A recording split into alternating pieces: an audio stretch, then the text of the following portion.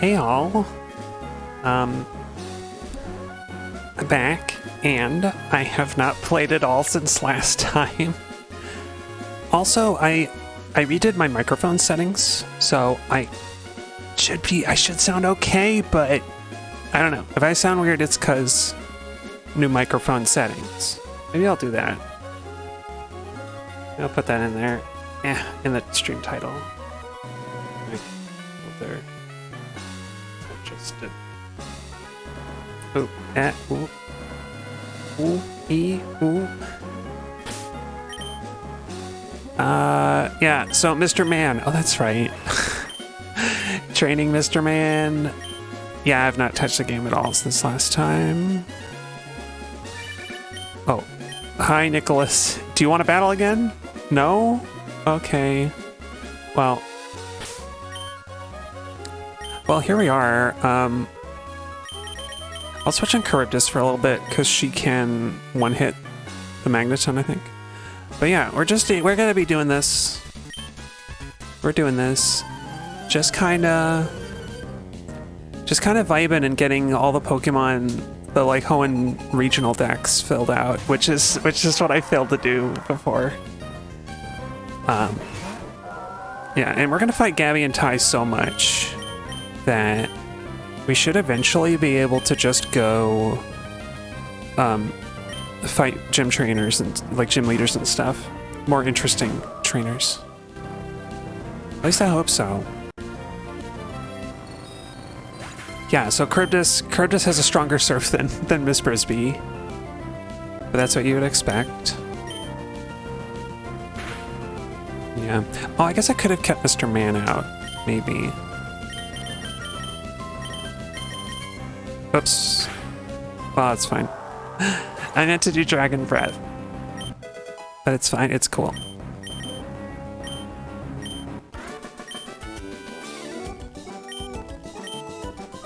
Nice. Okay, one more level. And then we get to pick the next Pokemon. The next Pokemon. Coming up on the stage now. Oh, oops, off the music playing. I guess I can resume the Goldenrod City theme for the midstream break. Oh yeah, also I should check. Because I normally I post on Blue Sky. Normally I also post on Blue Sky about, when it's time to stream, and I opened up Blue Sky and it just wouldn't load. So I guess Blue Sky is broken right now, or it's broken on my phone. Nice. He missed. Good job, Mr. Man. Nice. And that's all he needed.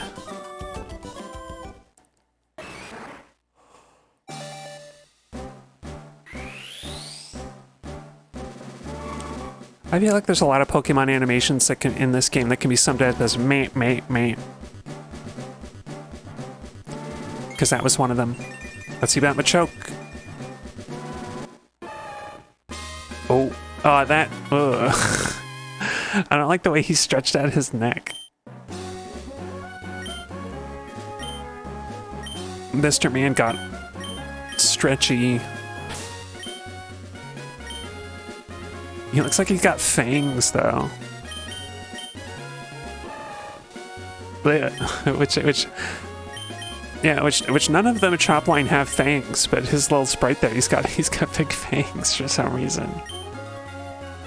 I guess it's supposed to be like his teeth, his smile showing through. I don't know. Oh well.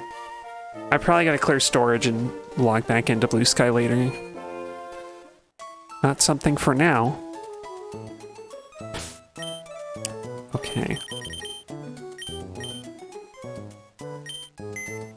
So next would be Geodude to follow the pattern of the trait evolutions.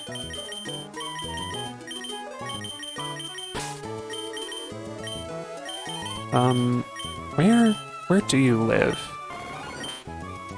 Machoke, You live after Kadabra. 65. Yeah, I think so. 5. 66, 67. Yeah, yeah. I would think that Ghastly would be after. But you can't catch Ghastly and Hoenn, can you?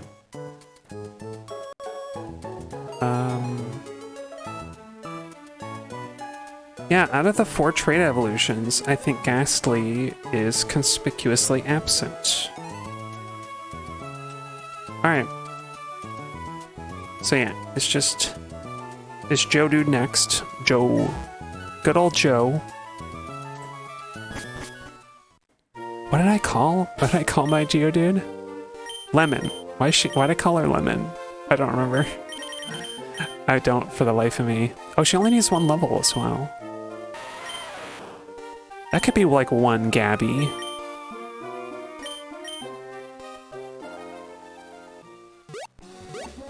I think that's right. Wait, is it 1 level?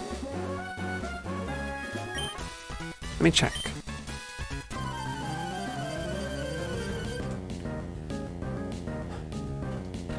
Oh, no, negative levels. She should have already evolved a few levels ago.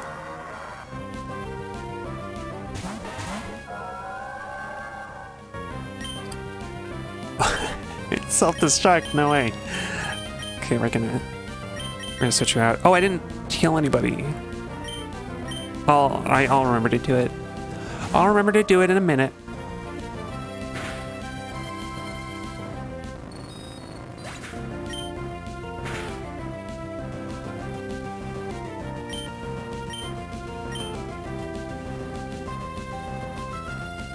Yeah, it's kind of surprising. It surprised me that Geodude only needs to get to level 25 when Machop needs 28. I guess they broke the pattern there. Because Ghastly evolves at 25. Okay, one Gabby was not enough. 1 Gabby and tie.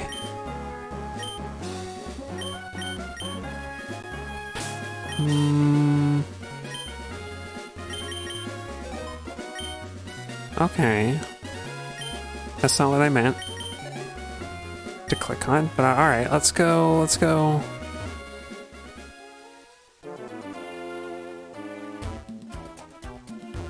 I should be done with like the mock bike segments, I think. Like mock bike kind of puzzle exploration things. Unless I'm gonna go fight Steven, in which case I imagine there is something, but I don't know what it would be.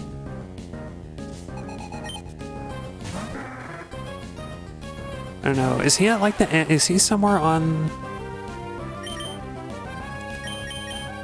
I feel like he's got to be somewhere on that, Battle Frontier, maybe.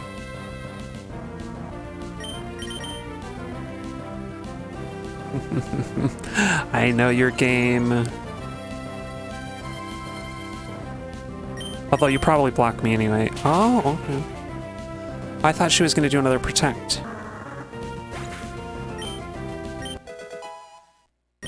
Yay, Lemon!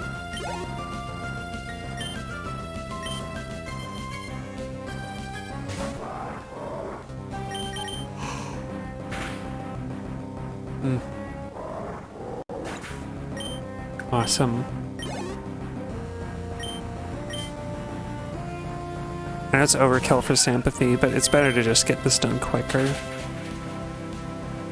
than to keep switching out Pokemon.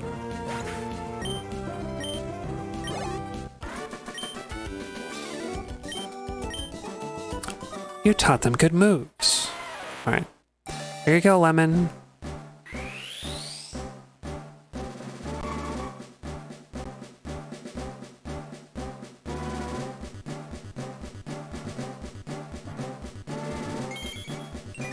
Oh my goodness, she grew 2 more arms. The bouncing is so silly. Alright. Oh, and she, even in the little like chibi sprite, she's grabbing with those hands and chuckling to herself. Hee hee hee. I'm gonna toss you.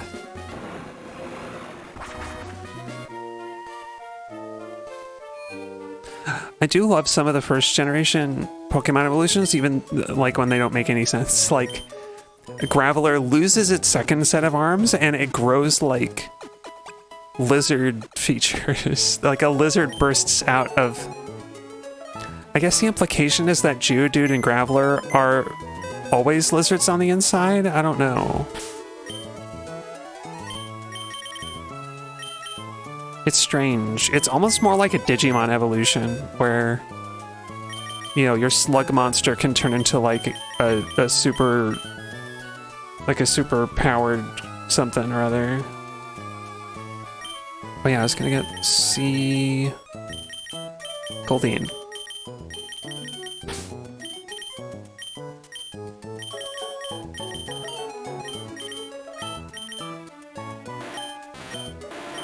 Yeah.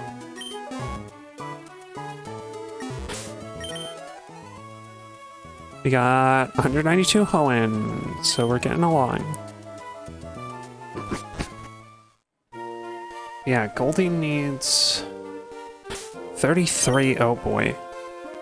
I think we take Regia to the Elite Four because that's a lot of levels. And D4 are more interesting than Gabby and Ty, for sure.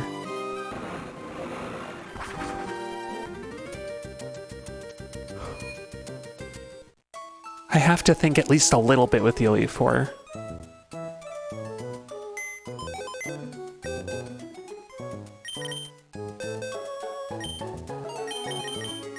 Alright, Closton. You are requested.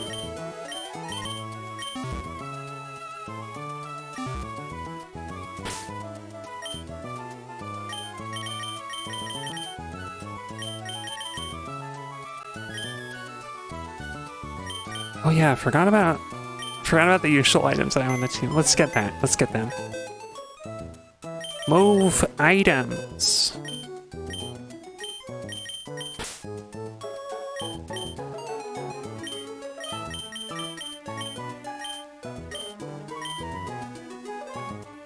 Okay, I was hoping I could quick open the Pokemon, the party menu. Okay. Let's save it anyway, just to have those items moved around. And then, I know I have plenty of healing items, so we can just barrel on through. Ba-ba-ba-ba-ba. Ba-ba-ba-ba-ba-ba-ba.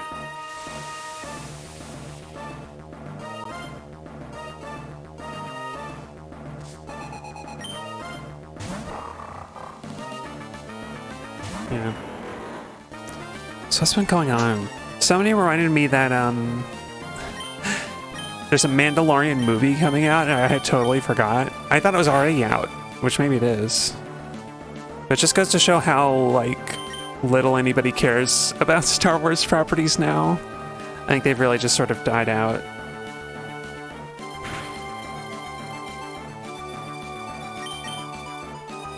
Like, maybe Andor is still interesting? I don't know. I never got to watch it.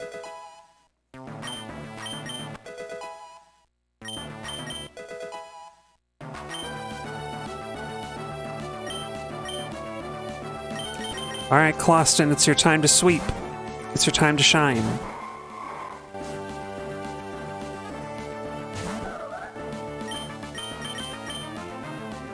Smack. Give him a smack.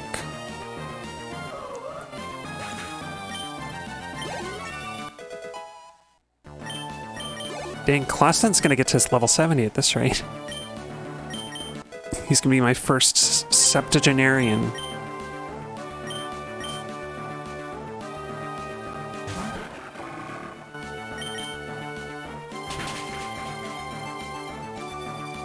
I don't know why I was worried about giving Closton Brick Break, because it was a really good choice, as it turns out. It's really useful.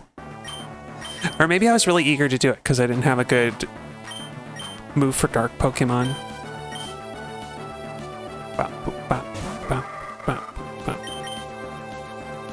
Uh-oh. We might miss.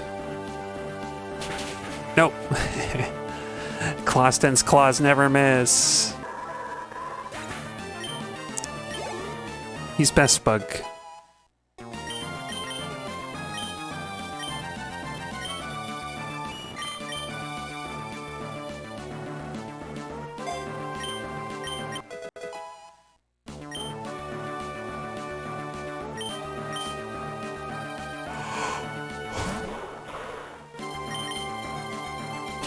It's funny, I still don't know what Sydney's Cacturne has because it just doesn't get to take a move. It's gone. It's already gone.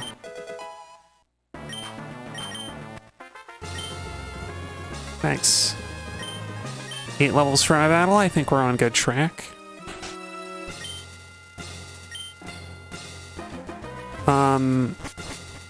Is it Phoebe is number 2, I think? Yeah. So Bark will do the most of the fighting, the most of the fighting, but I'll lead with Frisbee. I've been doing that. That's fun because she can just thunder.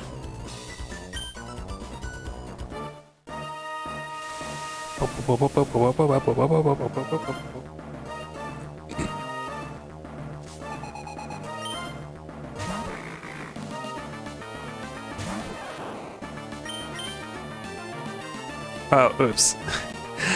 I guess I could have done a light screen on the first turn, but doesn't really help with ghost Pokemon. Doesn't really.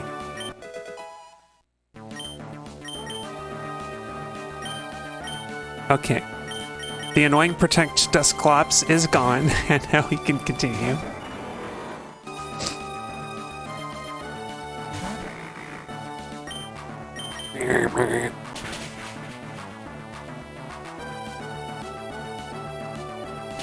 Oh, ice. Oh, for flip's sake. I swear she's never used Ice Beam in this whole, all the times that I fought her. What's going on? Do it again, Bark. Attaboy. His bite is worse than his bark.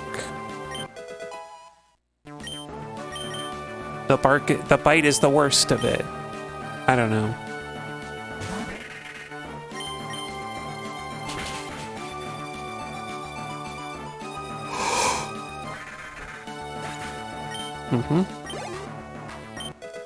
My team have become experts at this.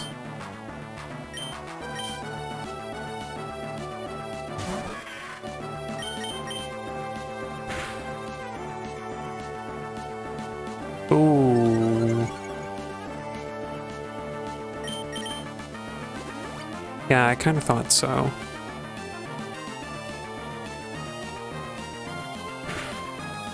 But now, she won't heal her. Again, right? And I can kind of just smack. Oh no, he missed! Oh shit. Please, Bark. Okay. That could have been very dangerous very quickly. It could have gotten really bad. I mean, I would go to Closton because he's got Aerial Ace.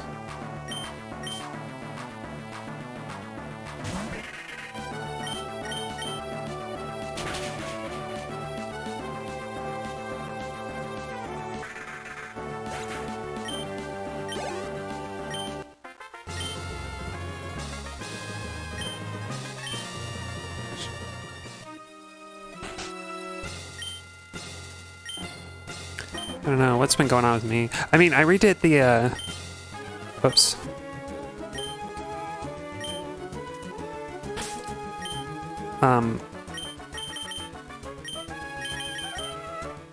Yeah, I've been thinking about voice training a lot lately, and that's partly why I redid the mic settings, because I also noticed having changed how I speak, I think on previous streams the mic wasn't picking me up all that well.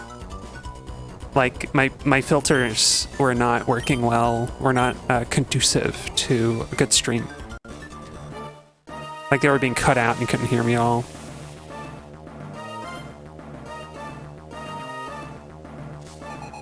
Well, that's funny. Looking at the audio, it seems like the game is a little quieter than I wanted it to be.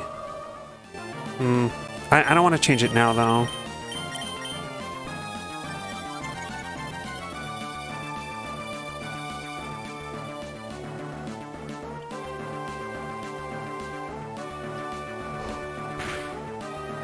Oof. Okay.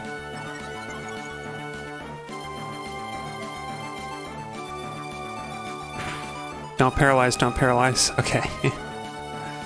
Or maybe it means it'll be another turn of me having to heal.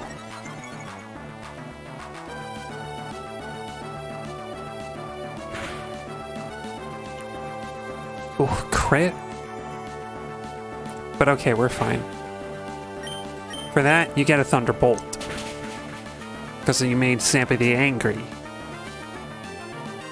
Oh, he got a crit. How's that? Crit for crat. Or whatever.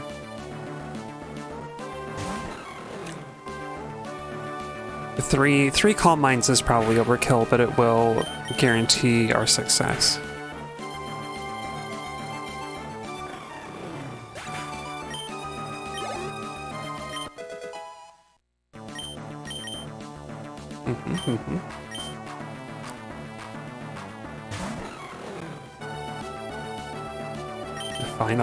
Finally the hail's done. Took a lot of Sampathy's health with it.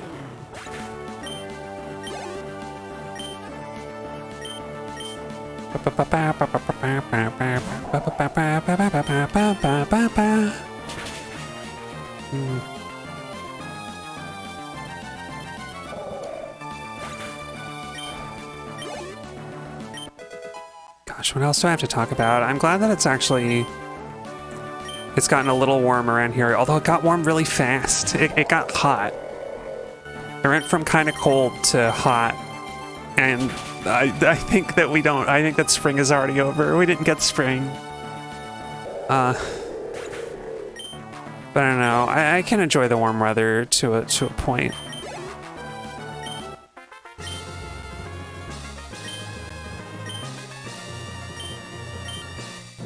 Probably I'm gonna have to wear like some very like loose fitting but full coverage clothing just to like keep the sun off.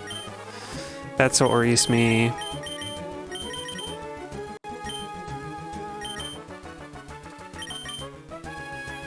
Because sunblock will only get you so far.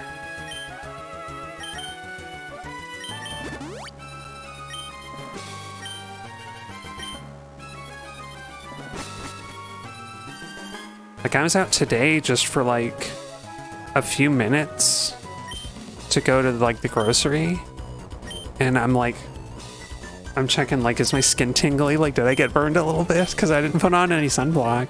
But I was not outside for like any time at all.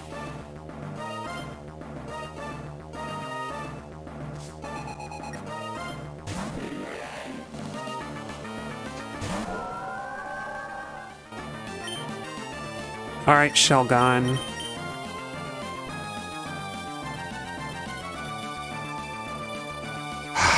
Frickin' protect Pokemon. And 2 in a row. I hate.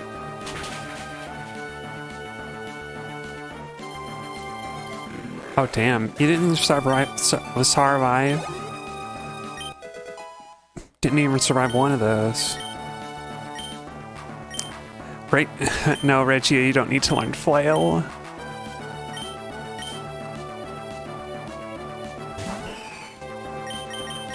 The flailing Pokemon. Fish. Fish the Flailer.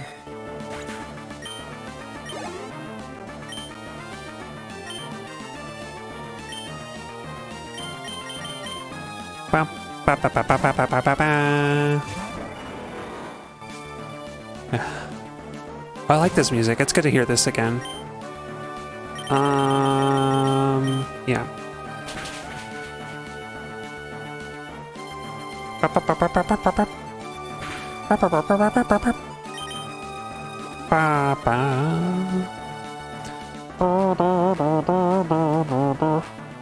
Maybe I should have just done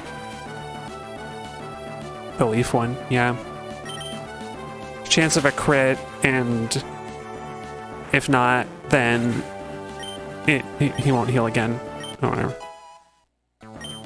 Whatever. Gosh, I almost hit no. Get my free switch out.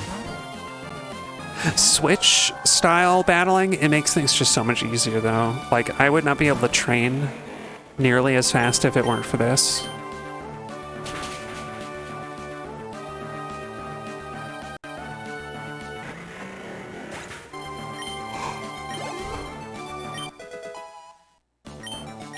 It does feel unfair to be able to switch every turn, every time the trainer's Pokemon faints, but like, you know, I'm not gonna change it. I've got my reliable strategy.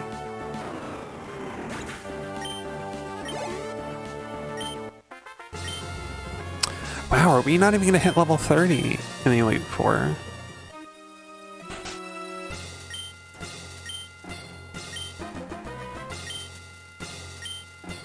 Pokemon touched your heart. They're surgeons, you know.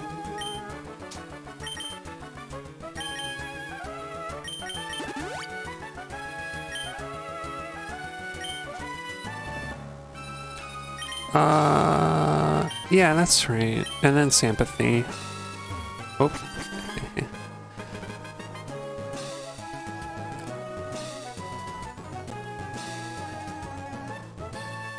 I don't know how I can bait the Ludicolo out, or the Whiscash. No, wait, yes I do. Brisby baits the Whiscash out. Although for whatever reason he likes to send Gyarados after Brisby sometimes, which is just like a free KO. It's a free knockout. Okay. Wallace is a dancing guy. He's passionate about dance, and so he's saying dance. He keeps saying dance stuff. I do like how the only difference with his sprite from Ruby and Sapphire is that they gave him a cape. They just like put a cape behind him. There's something really funny about that to me. No other changes to his wardrobe. They just being the champion gave him a cape. I bet we can't see it on the other side, but it could read something like, I became champion of the Hoenn region, Pokemon League, and all I got was this cape.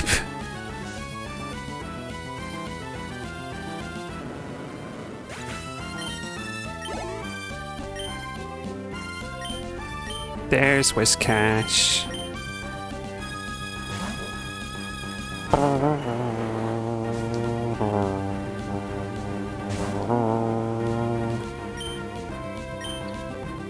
You're not gonna stand a chance. Get out of here, fake Wario.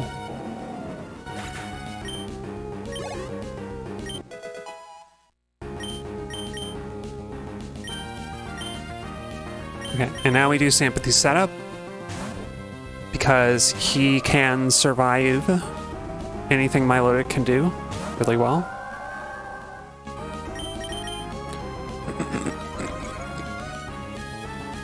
I want to say I could get away with 2 Calm Minds here. I think the Milotic only has regular poison, but still.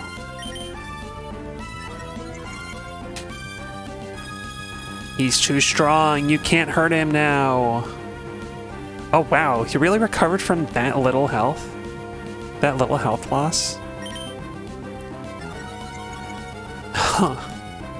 It's pathetic. That's pathetic strategy, Wallace. I would expect better from you. From the champion of the region. I'll have to show you what a real champion fights like. Real champion fights dirty. Tricks you into poisoning yourself. And stacks up one of those powerful psychic Pokemon to within an inch of godhood.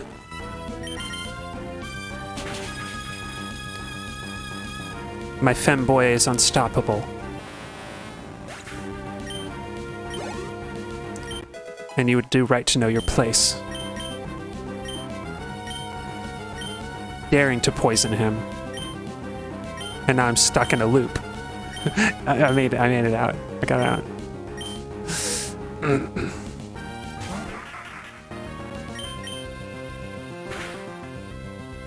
Alright. Way to go, buddy. We did it again. And Regia needs like 5 more levels. Kudos.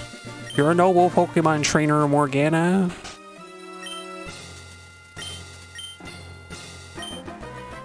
Oh boy.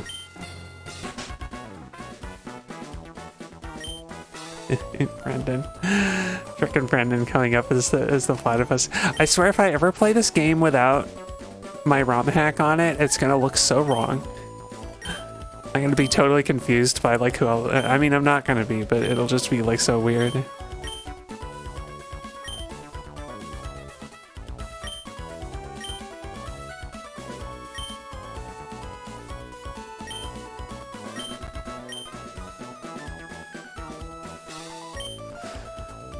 Yeah, you gotta wait outside. You gotta get used to disappointment, Brendan. God, I just put in my air conditioner today and it's not cool enough in this room. Hang on, I think I'm gonna go turn the temperature down a little bit.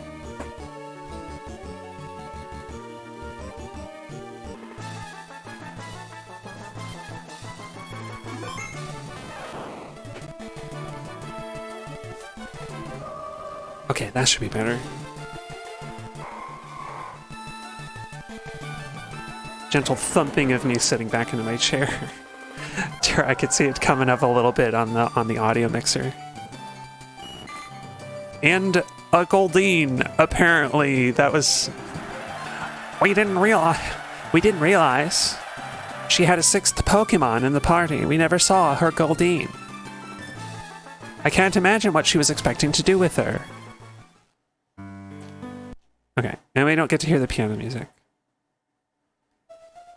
Because this takes too long. Takes too long to sit through the credits.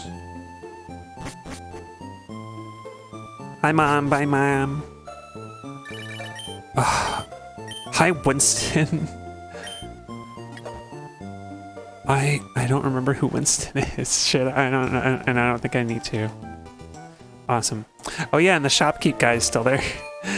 I could fill up my inventory and do that trick again. Show off that glitch. I could put him inside a tree.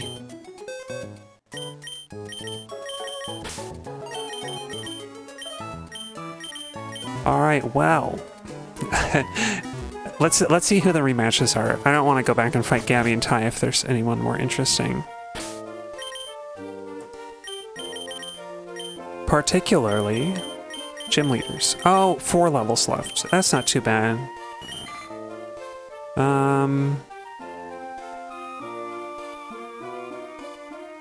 I imagine like 8 Gabbies. 8 Gabbies to get Reggie up to evolving. But let's see. Who wants a rematch? Ugh, none of the gym leaders. Aroma Lady Rose, I guess. Oh, Rich Boy Winston. I didn't remember who that was.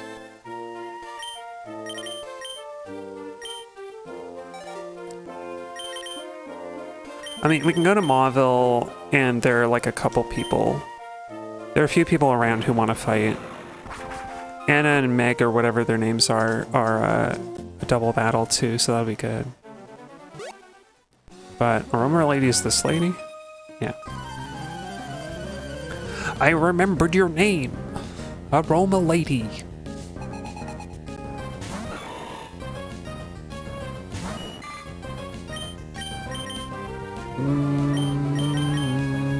Oh, I don't have my flying move user here. I guess Empathy is as good as anybody. He can just psychic everything. Oh no, she's waiting for a physical move and it never came.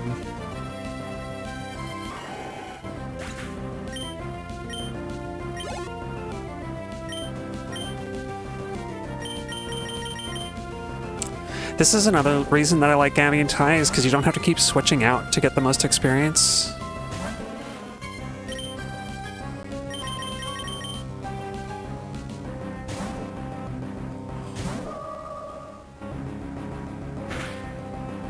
You can even potentially keep the training Pokemon in battle if you're really lucky, or if you have the right combo. Like next time I have a Levitate or a flying Pokemon, I can totally just do... I can totally just put in Clawst into Earthquake again, which is still fun. But yeah, despite being a grass trainer, this Aroma lady has all psychic weak Pokemon. Which is very unfortunate for her.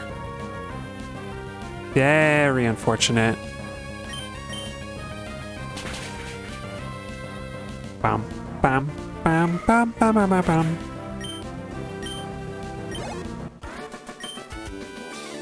Okay. The power of Aroma's weak. It's weak, you foolish girl. You will never defeat me. Oh wait. Ah. They moved them. They used to be south. They used to be down there near the berry patch.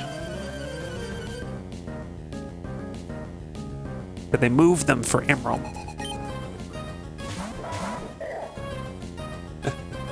Ah, poor Lanuna gets cut off by Makuhita. Sure. Let's see how much burst speed does. Yeah, she might one hit. Have they haven't evolved their Makuhita yet? Their Lanoon, yes, but huh.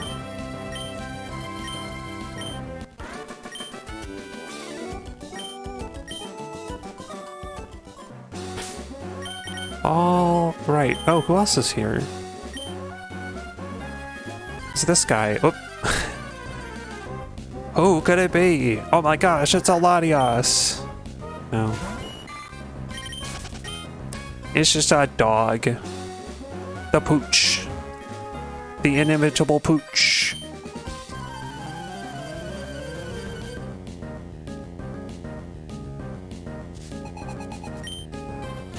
Oh, he just has the one. I don't remember that. Wow. Sympathy can take care of this one.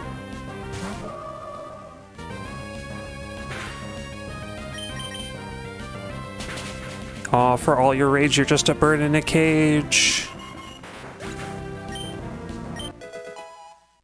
Being your Pokeball, I guess. You're just a bird in a ball? We're just staring each other down. Like, well. Now I don't have any Pokemon fit to fight. I gotta give up on my marathon and go to Pokemon Center before I can travel safely. I guess there's no grass between there and Mauville or Verdant Turf.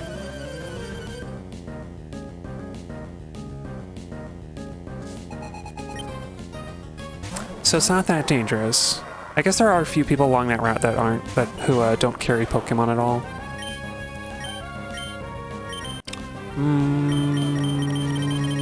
Yeah, let's switch you out.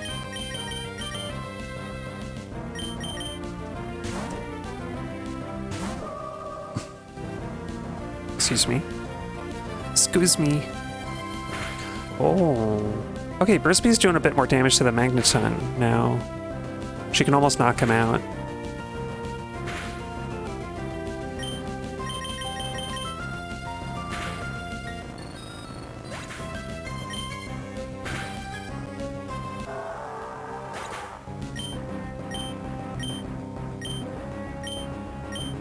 Wow, really? That was not enough for another level.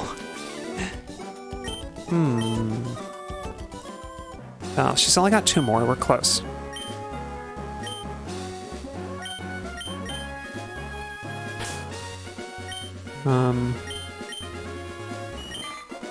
I have a sneaking suspicion as well that Rhyhorn is in the Hoenn, which will be kind of annoying because it's the one that I should be working on probably because it needs to be like level 42 or 44.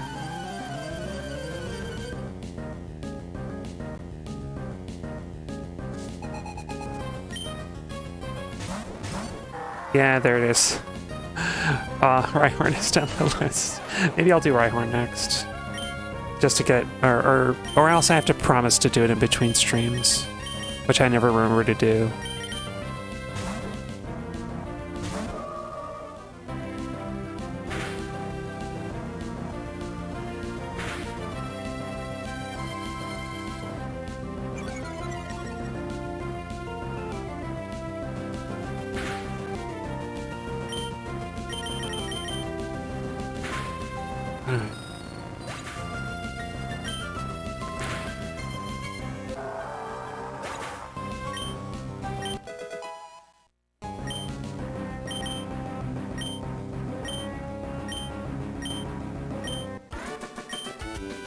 Okay, like one more Gabby, do we think? It's gotta be one more Gabby.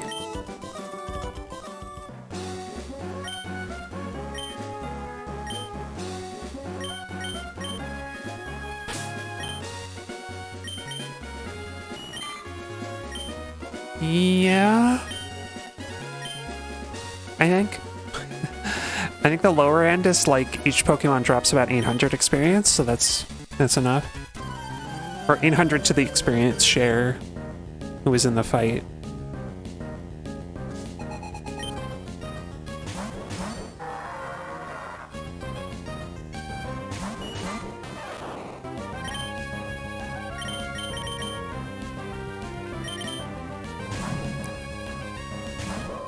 Gosh.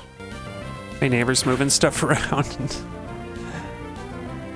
Thud clatter all upstairs. Oof. You know, funny enough, because Brisbee is unevolved, she has so little HP that Sonic Boom is actually worse.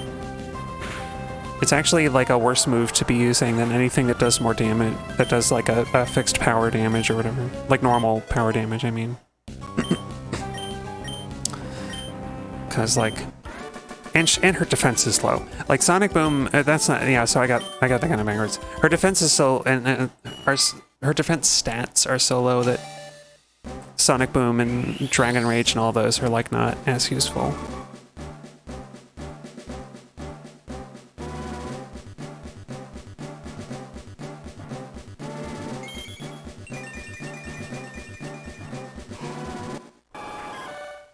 Yeah!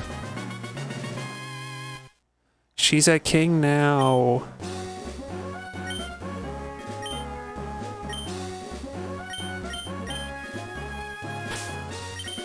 Whoops. Hi Bulbasaur. I'll be evolving them eventually. Let me see. Let's see about Rhyhorn. Maybe we can do another Elite Four run. That'd be kind of fun. Well, hey! Rhyming all the time and...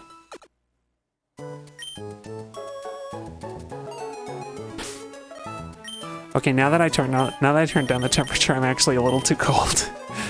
I'll fix it during this break, because that's coming up.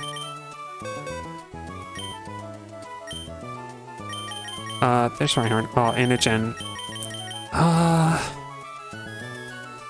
Do I want to hit up the Elite Four again? I kind of don't. I kind of don't right away. Let's wait a bit. Let's do somebody else who needs leveling. Oh, Magikarp. Magikarp. There you are. Needs quite a bit. But you know.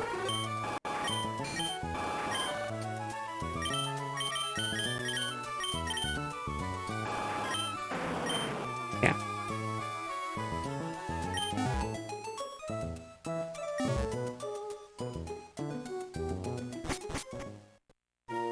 I mean, I guess Magikarp would kind of benefit from the Elite Four.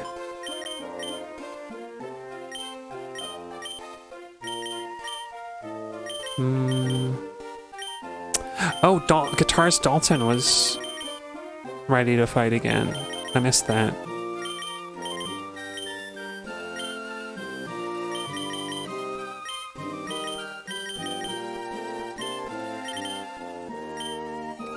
Oh, and the breeders on Route 117.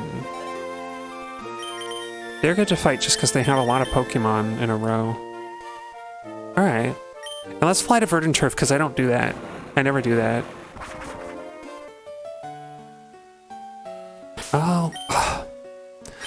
They gave the town that you visit like once a unique theme song. I forgot. And I mean, less so now even than the like battle tent. Cause like, if you were going here for Pokemon contests, then yeah, but like, are you gonna come back here for the battle tent all the time? I don't think you are.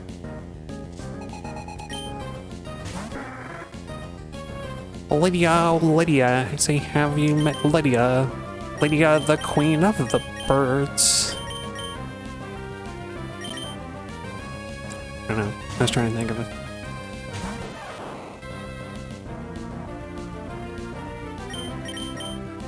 Lydia, the queen of them all?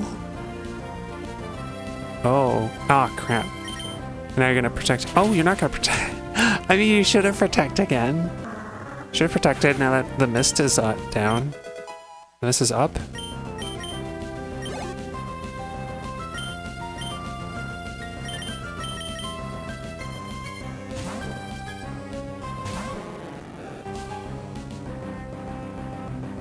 Oh. We might be a little while here. Switching in and out.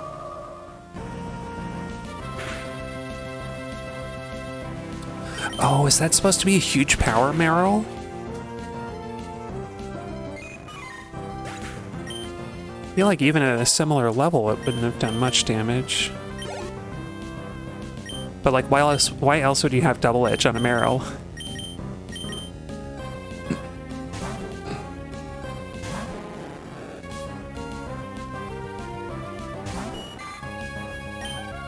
Oh, I forgot Skullkraken can't do anything.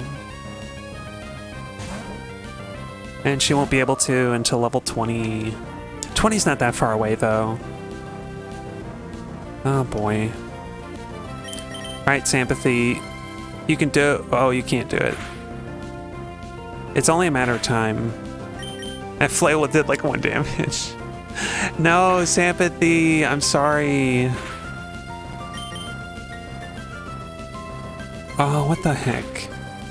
He's tripping over his skirts.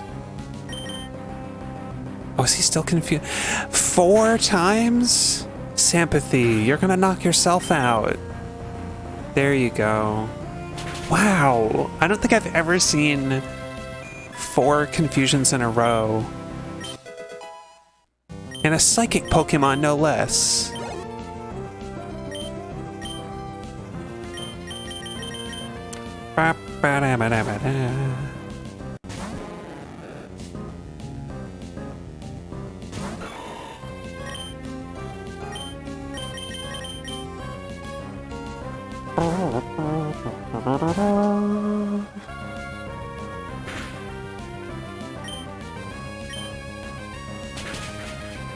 It's overkill, but I'm annoyed with that supersonic.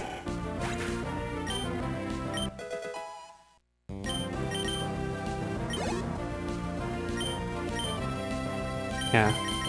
This trainer's really good for me, as it turns out.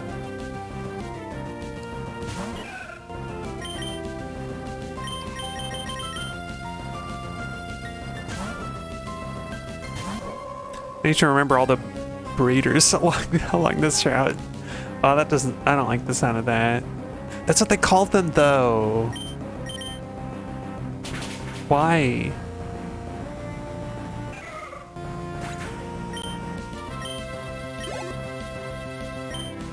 Breeder Lydia. I mean, I think the other trainer who wants a rematch is a male, is a man. So it's not much better. It's just like they have a man breeder and a woman breeder on this round. I guess that didn't have any connotation. It didn't have any alternate meanings in the 2000s. 2003, I think, was the Japanese release of Ruby and Sapphire.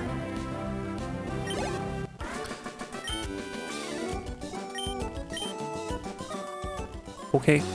Thank you for commenting my Pokemon.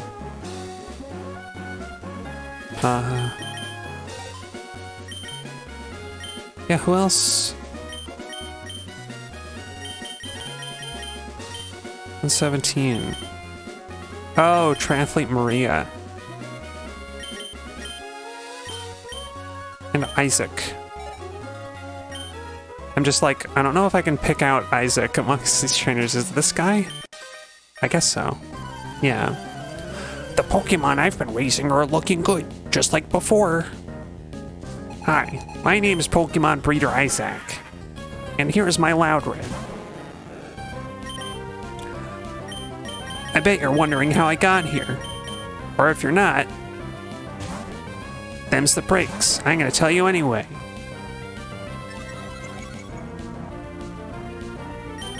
It all started when I wandered into a strange patch of grass. And I found a tiny little Whismur who was scared and alone, and I befriended him. And now you killed it. My greatest friend of 10 years.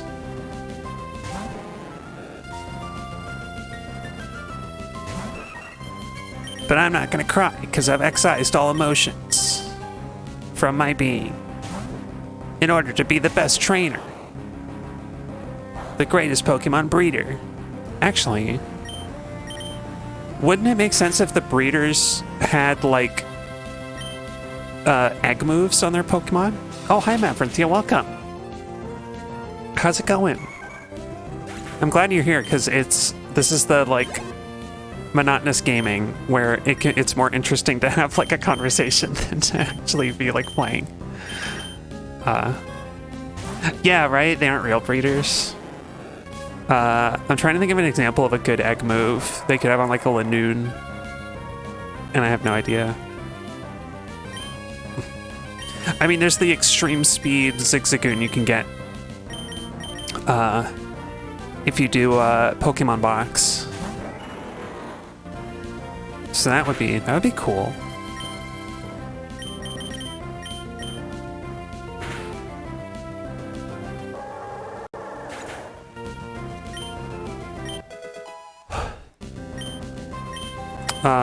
But yeah, I saw you found a photo. I did really appreciate that photo. That looks like Trico, the Last Guardian's Trico, the Aardwolf. Yeah. What's funny is that picture in particular really looks like Trico, where the other ones don't necessarily do as much. But like that particular photo, the head and like and the ears and everything are like, and those big dark eyes.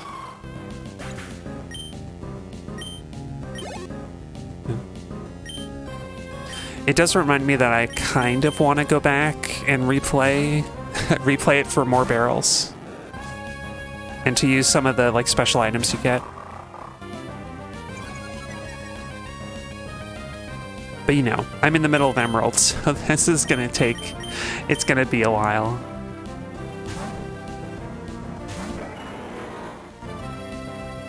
I mean, I can replay it by myself, I guess. I was looking up some of the unlockables, and there wasn't anything as interesting as, like, Shadow of the Colossus. I guess because the game's a little more strict. The game's a little more linear. The middle. I mean, we kind of are at the end. The final stretch of this Pokédex challenge is easily the longest out of the 3 that I've done. Out of the first, second, and third gens. This is a long haul.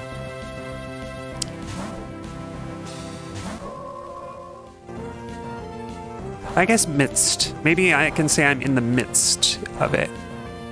That'd be more accurate. Because what? I guess we've done a decent number of the high level evolution Pokemon. There aren't a lot of those to do.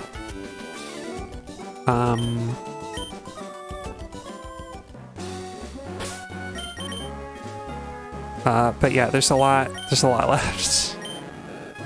Okay, she's close. I think like a Gabby, 1 or 2 Gabbies would be enough to cross the line. But there's also a Mathlete over here. Oh, it's you.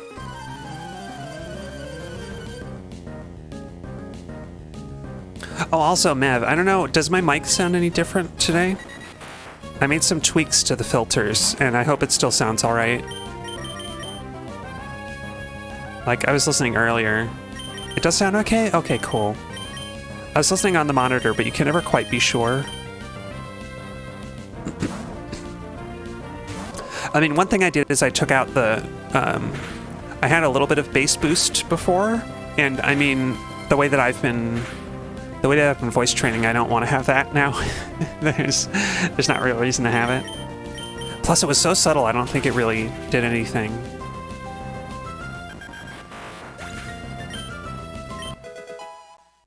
What's funny is I realized I could really boost the mids or the highs or the mids to like make it sound like I have a really cheap microphone. Really take us back to like early, you know, Bandicam watermark YouTube. Actually, should I do that right now? Hang on. Just like as it for a second. I've always liked the idea of deliberately doing a like low quality stream, just like as a one-off. Where is it? Oh, the equalizer. So let's see. Was it? I think if I brought it up here, something like that. I don't have the monitoring, so I think this is an example of it. Hey guys, I'm coming to you from my mom's basement to play Pokemon Emerald in 2005.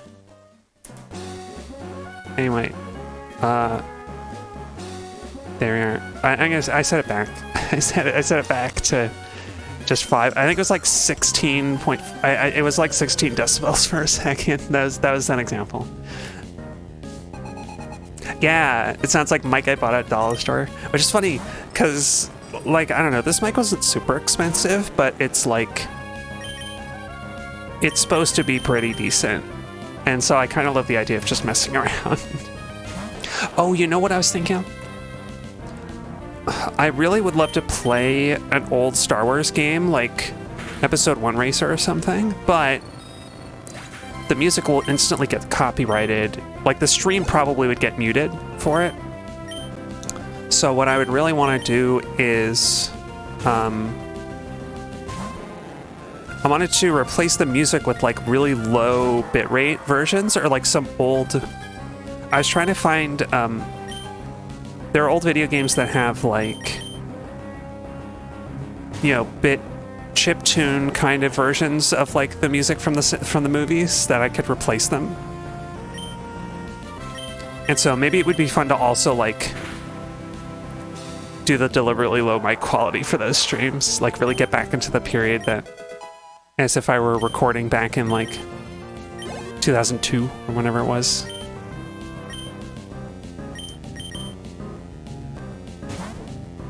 I don't know. I think it probably suits a bigger streamer better, where, like, you know that they're doing it on purpose, and with somebody like me, you probably are like, oh, oops, she just made a stupid mistake.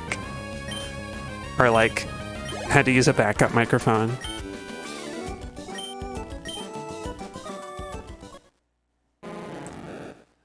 The fish. It's time. It's the fish's time. Every skull kraken gets her day.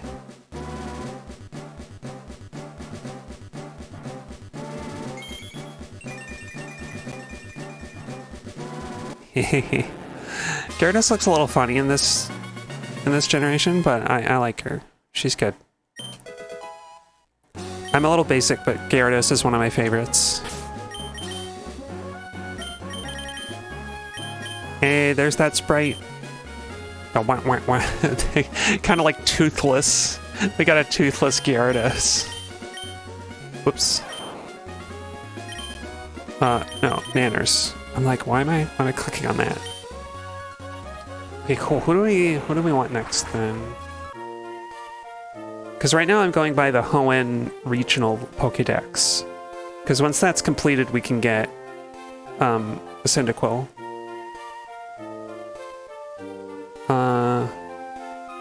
I guess there's Zubat. Oh, you know what I was gonna do? I think I'm gonna do Rhyhorn next. Oh, Gummy the Gyarados. I mean, I think you could reasonably like, I could reasonably sprite hack the full sprite's fangs out, but I feel bad. I would feel bad about doing that.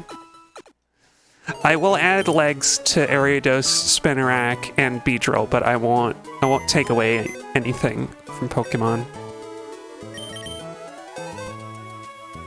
Oh, maybe I should do that in this game, because we haven't really seen them yet. We haven't really seen Beedrill and the spiders. Maybe I should do that. Should I do that?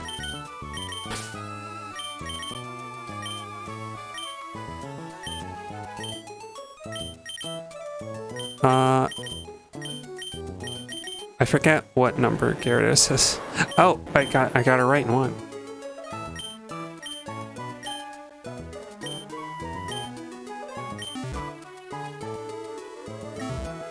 Yeah, I kind of love... I need to look at what the animations are like and see if I can reasonably edit... Add the right number of legs for Beedrill, Spinarak, and Ariados. And I think any of the other Pokemon in this game are fine, but maybe I'll check.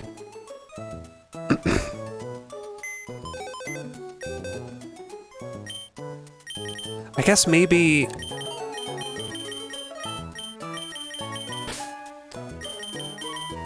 Does, Surskit have the right number of legs? I guess, like, I guess a water skier... What are they called? Water Striders? I guess Water Striders are supposed to have 6. It's a little late to do that now.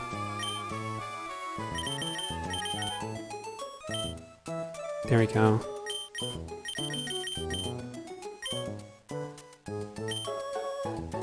Alright.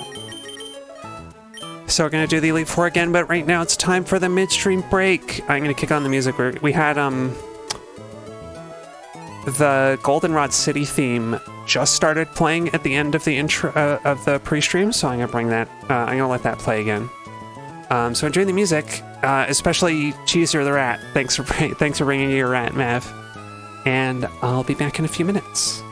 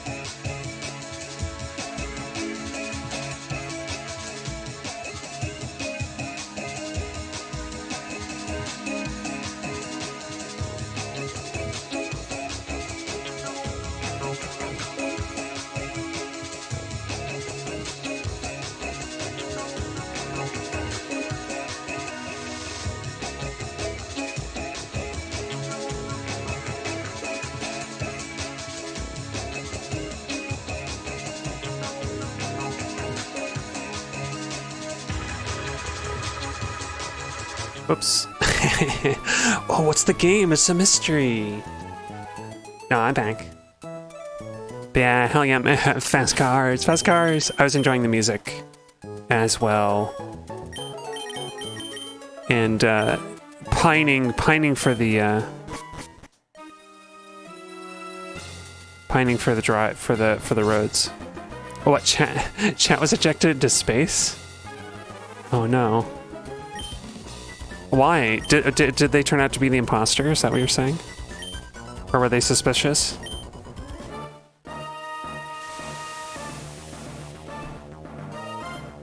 Probably. Oh, it's funny, in a roundabout way, today I was watching somebody playing that new what is it, Dark Stories or whatever thing that's like the interactive movie. It's such a weird way it's such a weird terminology, but like set in outer space. Dark Pictures, is that what it's called? Yeah, Dark Pictures Anthology. And it's like, what, the 80-20 protocol or whatever it's called. I didn't like it. I think that so it was kind of like Alien, Prometheus, and The Thing. John Carpenter's The Thing. The Alien Prometheus us. Plus a third movie that I don't want to mention because it spoils that movie, and I think that movie's great. They have a major twist near the end of it. Yeah, Prometheus. Alien Prometheus. Yeah, I don't know. I think it was really dumb. Well, I can't say the third movie. If I say the third movie, then it'll spoil the movie, which I think is really good. And I think it's worth watching it without spoilers. It's kind of that one. Yeah, it's true, you can't watch the movie. It is one that I have recommended before on other streams. And I mean, it's sci-fi, so I guess the flip side is that if you don't know the big twist in 80-20, then it won't spoil the other movie. So I don't know. I'll say it, Mav, if you don't know what happens in the game to get spoiled on it.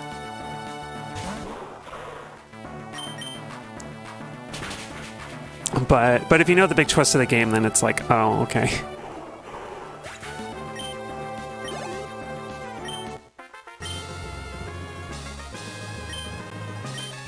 Oh, you don't know anything about the game other than it has stealth sequences? Okay. I still kind of don't want to say it because it like also spoils. Well, I guess I don't care about spoiling the game, but it does spoil. It's Moon with Sam Rockwell. The big twist is just a dumber version of Moon. Because the premise that you discover in Moon is not super smart, but it makes sense. It makes sense. And in 80-20, they do something very similar that does not make sense.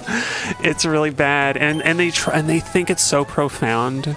It's so deep, and like it has like a meaningful. You have to make a decision about it that is like really deep and meaningful.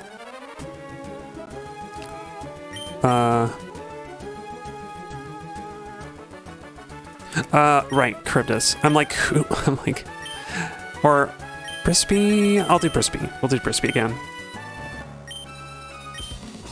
I will say, I mean, the core conceit of 80-20, I really don't like because it's another one of these. It's another one of these find a colonizable planet stories because Earth is ruined, and I'm like. Even in the context of that game, like you see the ruined Earth and you see the planet that they're trying to explore and colonize, and like the colonize the target planet is like, it's like LV-421. Like, it's horrible. It's worse than LV-421 probably. It's like the surface seems to be unstable and stuff, and like you see what Earth looks like, and I'm like, yo, y'all, it's Earth is still Earth. Earth is still like way more habitable than this other thing that is like light years away.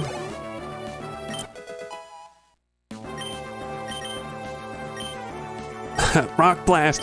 How perchance does a Rhyhorn shoot rocks? Is it like ejecting parts of itself? yeah, exactly. We do. We need to live on this planet with hostile. The hostile alien... The presence of a hostile alien life form compels us to be there. It's our duty to be... That's the other thing that bothers me, is that, like...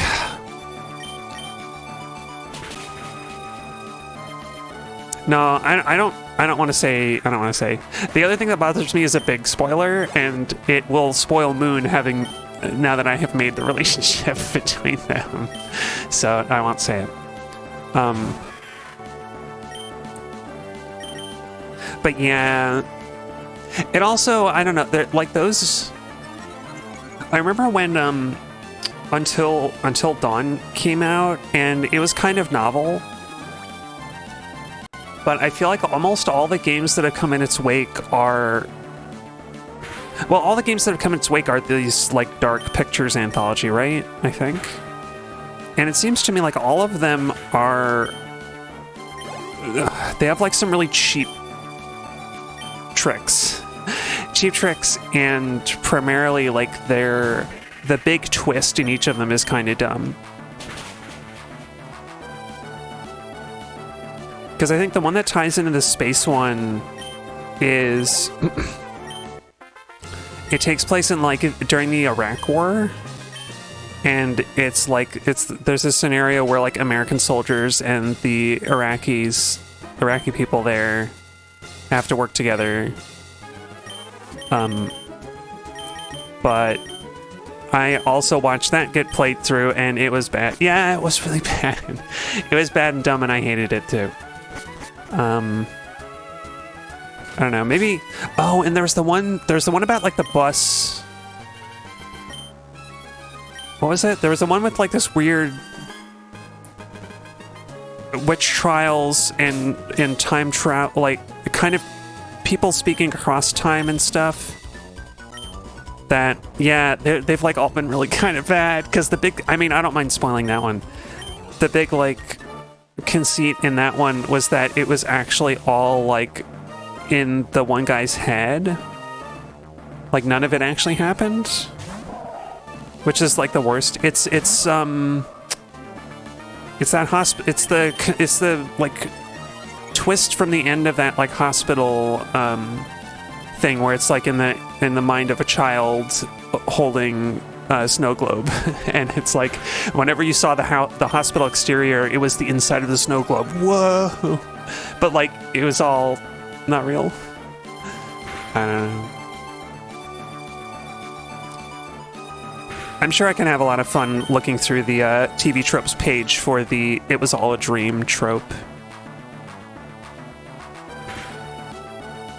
But you know, it also begs the question of like, you're trying to make these all fit in, so like, where does the "it was all a dream" story fit in if none of it was real? I don't know. It's so weird to try and see a game company do a cinematic universe so long after the Marvel Cinematic Universe has come and gone, and everybody else who tried to do a cinematic universe has failed. Oh yeah, you're looking at Moon. You suggested so many astronaut movies and they're all zoomed in dude faces. I mean, I haven't watched it in a while, but I remember Moon being a good movie on its own right. I don't know about the other astronaut zoomed in astronaut faces, because there's some there was some big like all-star cast movie about Mars. Like they're on Mars. And I think there was a previous team that was there that went missing. And there might be extant Martians living below the surface or something. I don't know. It was one of those ones that would get syndicated on TV. And so I saw bits of it before.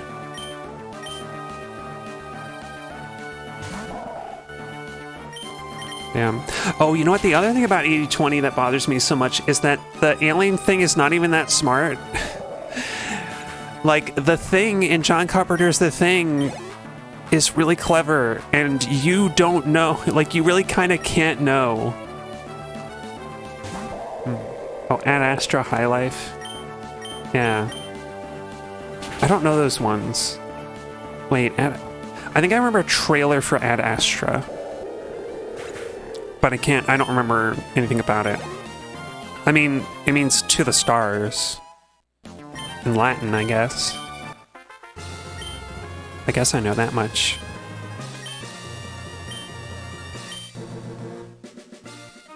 Wait, the Elite Four have become so... The Elite Four have become so trivial that I'm able to talk through and be like, oh yeah, I already made it like all the way through to the fourth one to Drake. Oh, they all have this dude on the cover. Like the same... Not the same actor. Let's see. I don't know. Is Ad Astra the... Oh, isn't that, Brad Pitt? Yeah. Yeah. Same kind of astronaut dude. They all got the memo.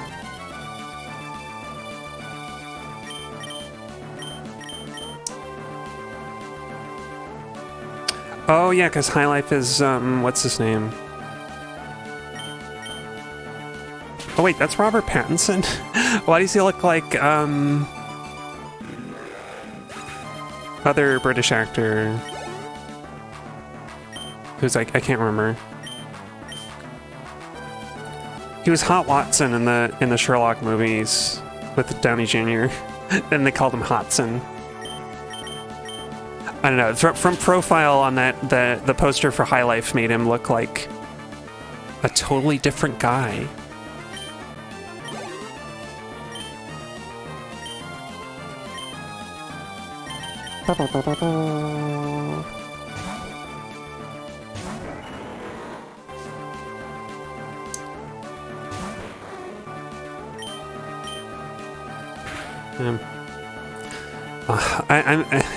And you saying that like same Astro dude also made me think of like 2080 does that thing where there are lights on the inside of the astronaut helmets, which is to light up the character faces, but like you don't need to do that in a video game. It makes sense on a set maybe in a movie where you want to see the character faces, but it doesn't. You don't need it for a video game. And in practice, it would just reflect off of the inside of the helmet and make it so you can't see. Lights on the outside, maybe. I think it's more useful to have as like a flashlight that you can direct rather than just having lights pointing wherever you're looking.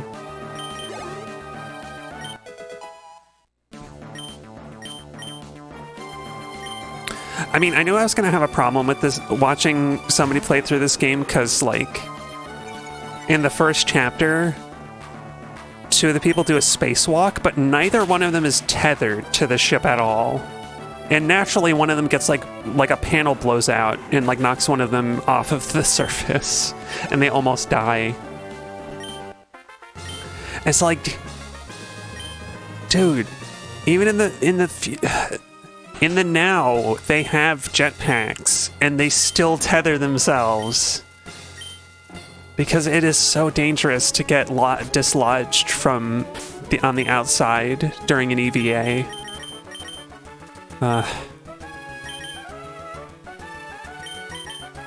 I don't know. I don't know how quickly they pump out these games. I imagine that they do come out pretty quickly. Oh, you know what? The one game in the series that seemed okay, although like the characters bothered me. It bothered me how the characters treat each other, and like are just like really obnoxious. But the one game that was like okay was the one about like the sunken ship, or like the lost like cargo ship at sea. I forget what that one was called. But it was kind of like there was this like yeah, Man of Medan. That one seemed to be okay. I didn't hate that one. Except that I hated some of the characters in it. Some of the characters were just like really, really toxic and stupid, and in a way that was really infuriating. Gosh, I guess there've been a lot of them, because there was that one of the like teenagers, and not teenagers, but like older kids in like the woods. That was another one. Yeah, you're right. They're supposed to be, but it's like some of them are like obnoxious and confrontational in a way that puts everybody in danger, and that there's something that bothers me about that. Of like I don't know. Something bothers me about it where it's like I'm sick of these characters. They're in there.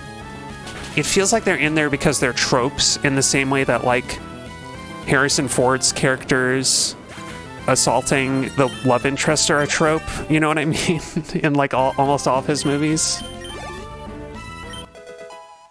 Like, I want to say Raiders is maybe the one that comes out the least bad.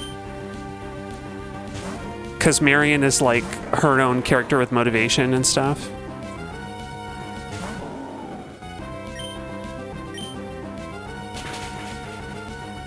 Or, I mean, I guess technically, like, the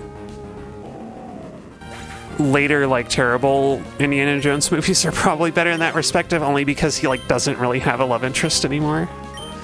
But, it's a trope that bugs me. Because it's only there to create additional conflict. Like, it's an easy way for the writers to put the characters in a dangerous scenario and justify it, because like, well, you know, this guy's just that's just how he is. You know, he's gonna inevitably cause these problems.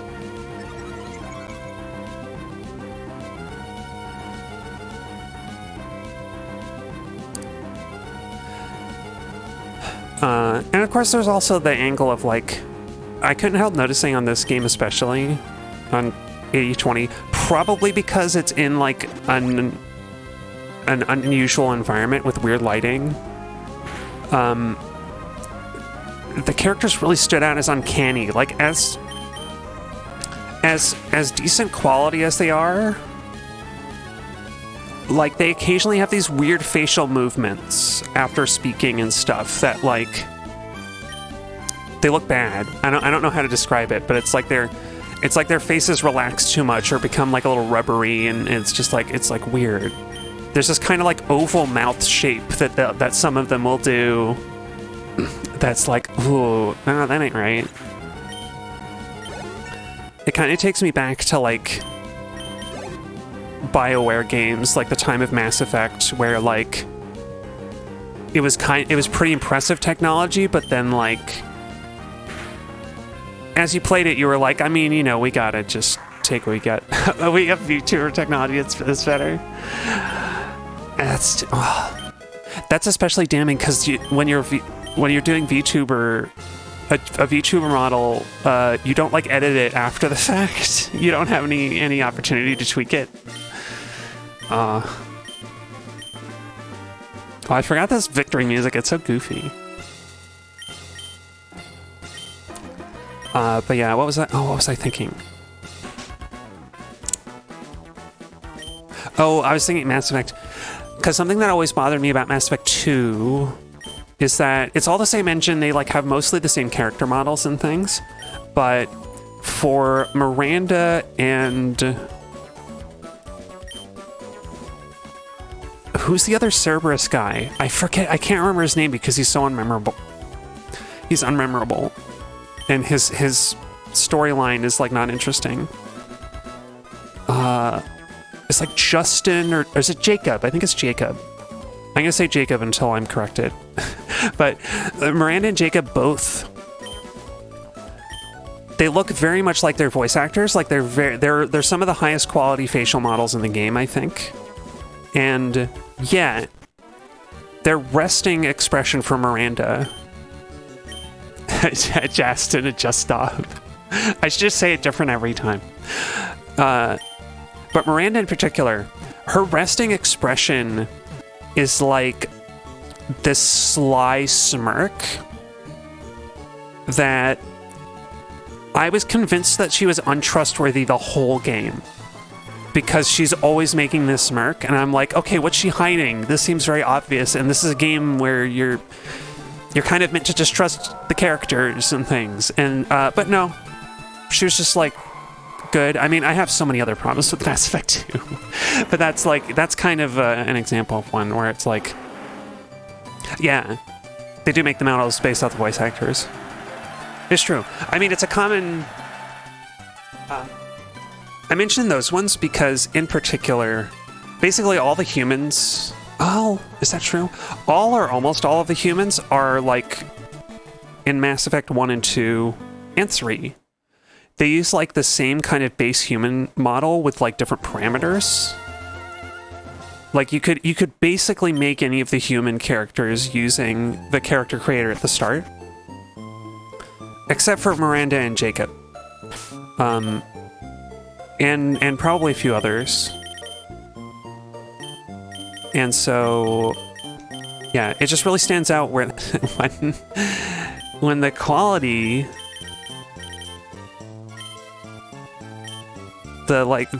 basically, one of the things that like Mass Effect was praised for was like all these expressive faces. Because, you know, previously we had, like, what, Oblivion, you know, where everybody looks, like, so ridiculous. And, oh, wow, wait. Inogen, what is it? This angle is so, like, there's so many ridges and spikes and things from this angle. I've never seen a Rhyhorn from this perspective. What the heck? I mean, I'm just, like, surprised, because if you follow me here... If you don't know what the perspective is supposed to be, this could look like some weird, like, cement blob thing. You know what I mean? Some, like, weird abstract architecture with an eyeball in it. Oh, super weird. Well, we're gonna run to go fight Gabby and Ty if there are no gym leaders. But yeah, Miranda and Jacob were just like so high fidelity and detailed in a way that none of the other characters were. It was a strange time. But I remember, especially after like Mass Effect 3 had such a bad ending that everybody hated, everybody said Mass Effect 2 is the best. Mass Effect 2 is the best. My favorite. Your favorite one is Mass Effect 2. And when I got to playing it, I was like, I immediately hate this. Everything I liked about Mass Effect 1 is gone in Mass Effect 2, but I don't know. I kind of... I've wanted for a long time to do the trilogy on stream and to save my criticisms for there, but I don't think that's going to happen especially soon.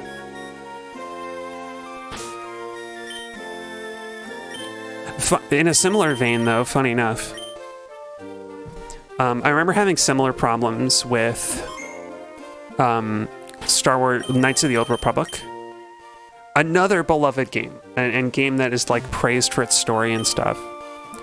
But, I mean, that one I, like, couldn't stand the gameplay of it. I'm like, I feel like I'm playing an MMO in the worst possible way. Yeah, Mass Effect just seems boring to me. I mean, I found a lot of fun in Mass Effect 1 because space, so like the planet surface stuff that people complain about, I found that like really kind of zen.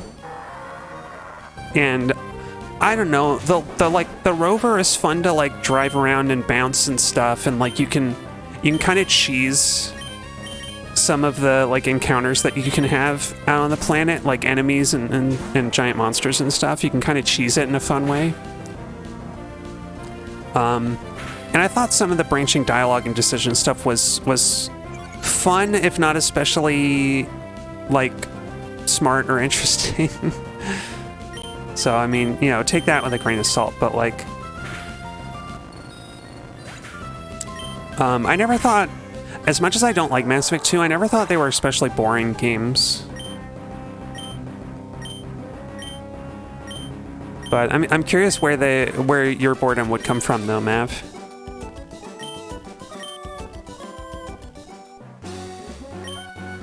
Because if anything, what Mass Effect 1 has going for it is that each of your and your allies' abilities have like separate cooldowns so that you can combo stuff into stuff.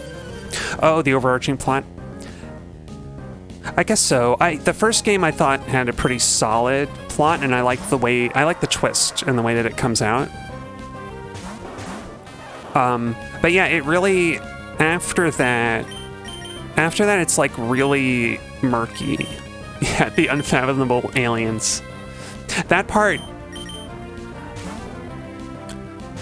because the unfathomable part is interesting. Because that comes from a line when you first meet a Reaper in the first game. It says that like you won't be able to you can't comprehend like what our purpose is or something like that.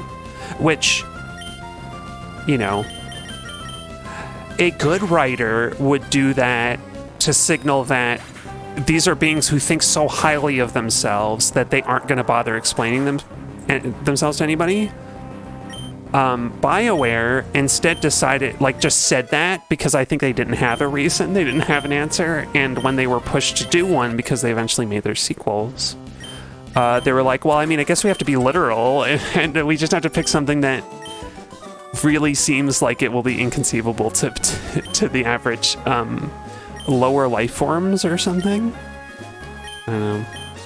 Oh shit. Oh, no. Oh, I did the interview. Whatever.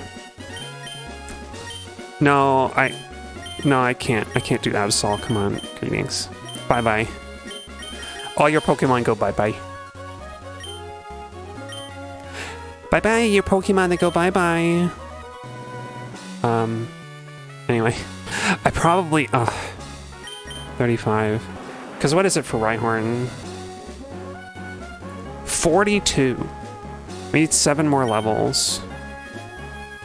Gabbing and Tai is like maybe 15 to 1600 experience each battle. That's a lot. That's a lot, y'all. I'm gonna try and level up Inogen. Either the sensible thing would be to go back to the Elite Four again. If I haven't trained up Inogen, then I'll do that on a future stream to get her leveled up. For now, we're going to do a Pokemon that doesn't need nearly as much experience. So who do we need? Let me check. Check. Zubat? We can do Zubat. Zubat's going to be kind of hard because we also need... Oh, right, it's in the Gen 2 area because of Crobat. Zubat also needs... love. Happiness. Oh, Spinarak's... Oh, I forgot Docemp. I don't know where that came from. Oh, but Spinarak's party sprite is so tiny and cute. This little chibi guy.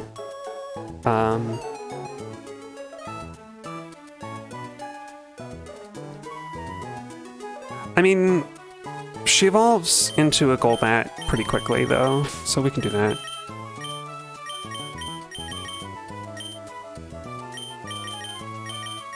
We go here, right? Yeah. Yeah, cute Spode. Spoder. It's a cute little biter.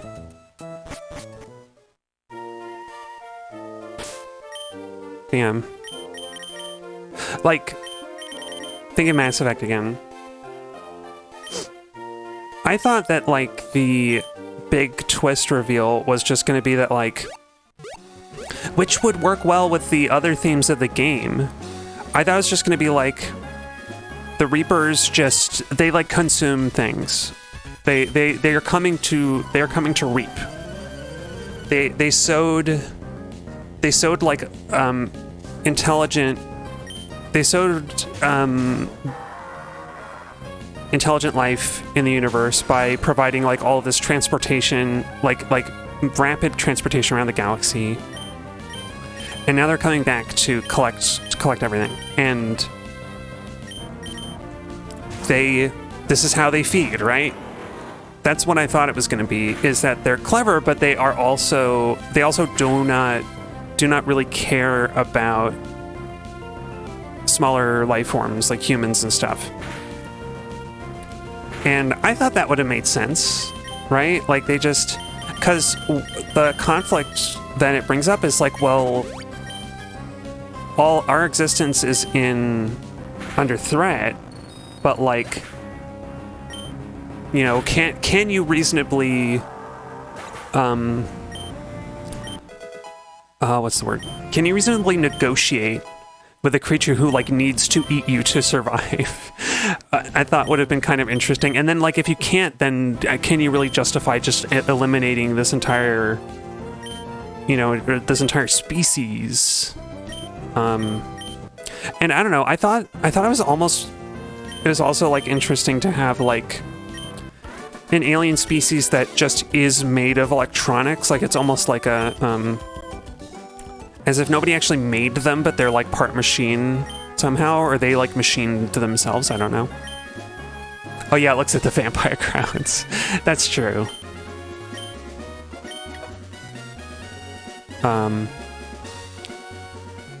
But like it struck me as something of where like if you value peaceful resolutions, I mean, well, as I'm saying that, I'm like, you do just like shoot and kill a lot of people in Mass Effect. It's not that smart. I gave it too much credit, I think. But the way people talked about it, right?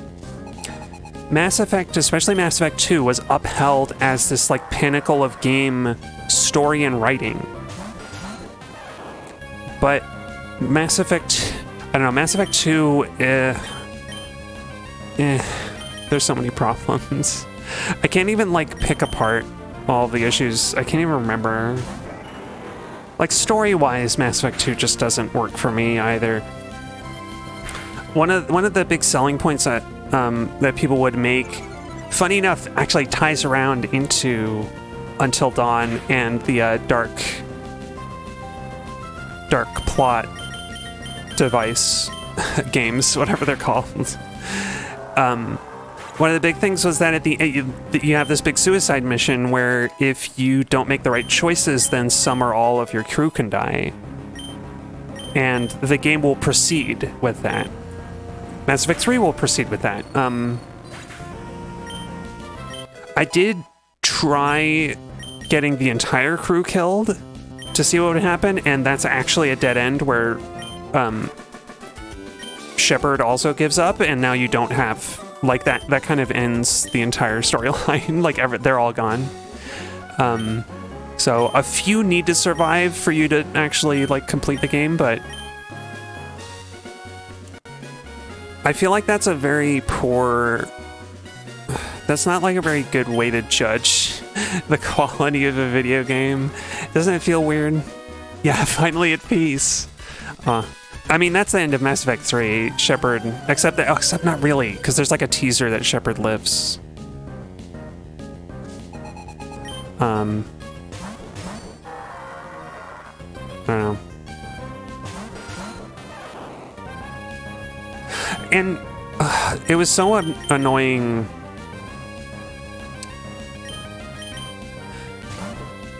Like, there's this whole thing where the Elusive Man gives...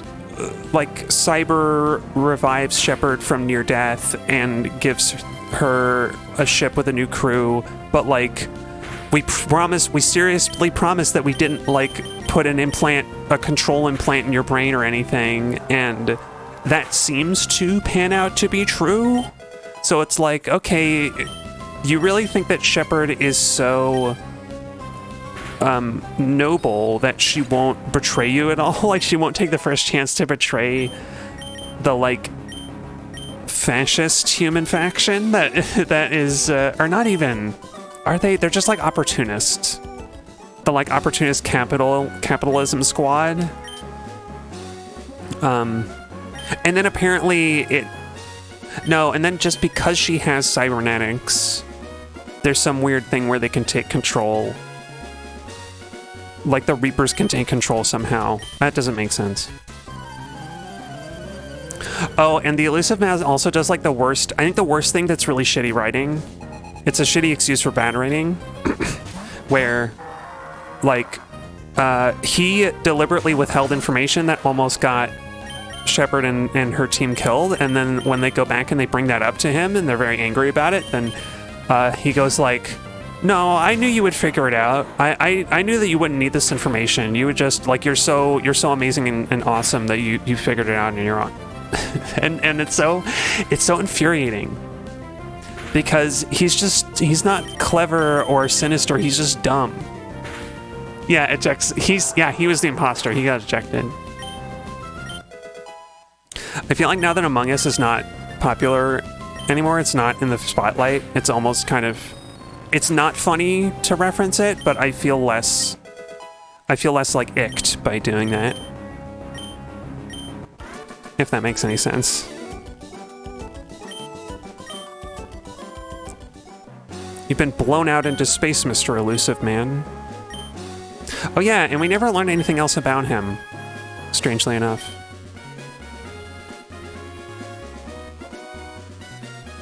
We never learned how the Whatsits were able to, like, track the untrackable ship in outer space. We never learned a lot of other stuff that seemed kind of pertinent. Apparently I also, you know, it's a little thing.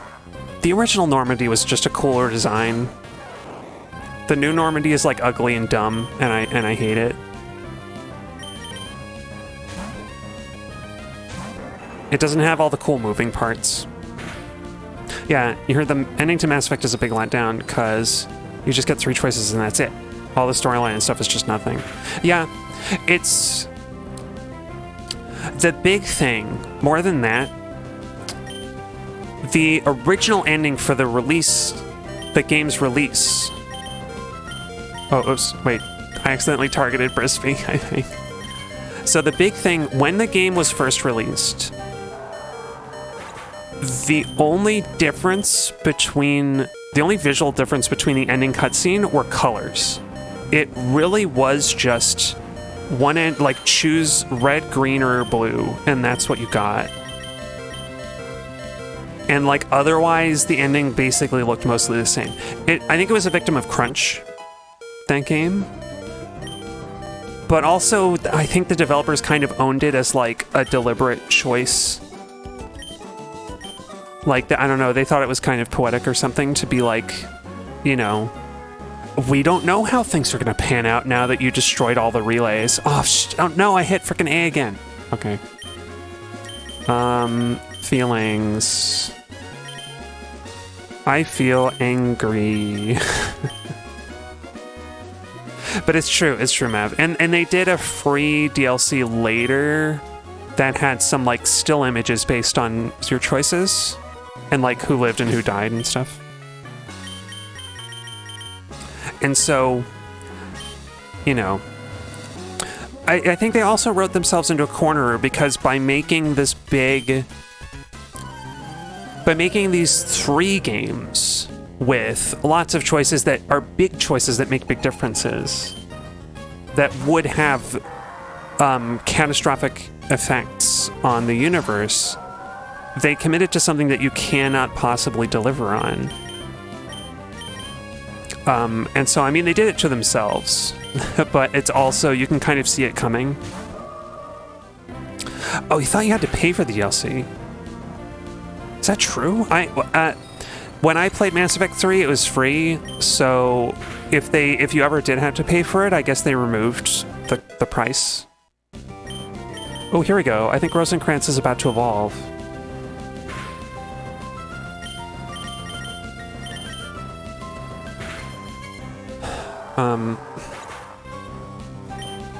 Yeah. I think one of the really funny things about Mass Effect 3 that people don't really talk about this. One of the funny things is that after everything that happened in Mass Effect 2, all the characters that you meet... Oh, actually, after this...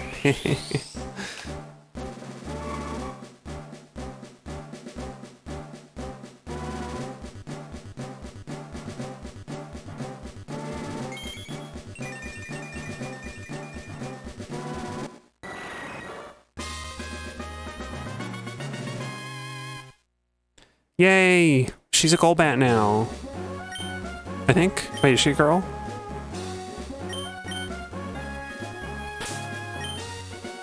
Yeah, she girl. She girl. Oh, who's the person who can tell you how happy your Pokemon is? I want to check that.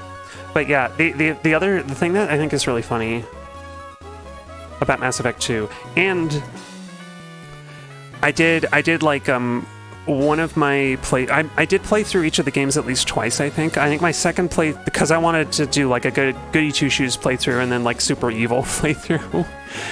The second time I played through Mass Effect 2, I got all of the characters who I knew would be important in Mass Effect 3 killed. Basically almost everybody, like the largest number of named and well-known characters, I got them killed in Mass Effect 2. And when you turn up for Mass Effect 3...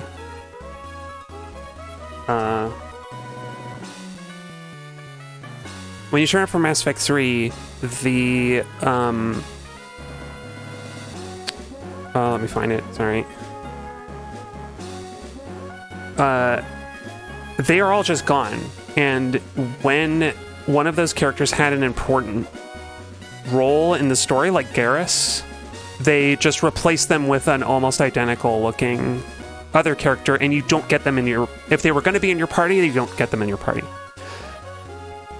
But what's funny is that it barely affects anything because you just don't really have it. Like, basically, returning characters like Miranda and I think Ashley or Caden, whoever you save in the first game.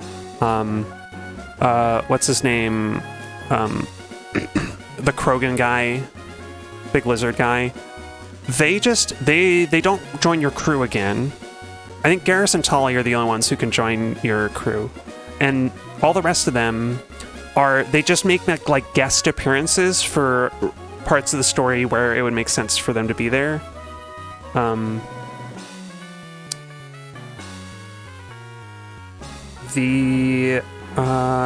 we go.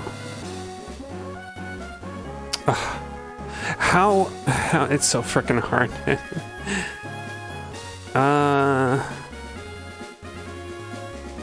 It's so hard to find, like, who do you go to? Okay, wait. Verdant Turf. Oh, that's right. Okay, that's the reason you go back to Verdant Turf, is for happiness. Anyway. And yeah, I guess battling the Elite Four would be a good way to get her happiness up really fast. So, yeah, so there's that, where,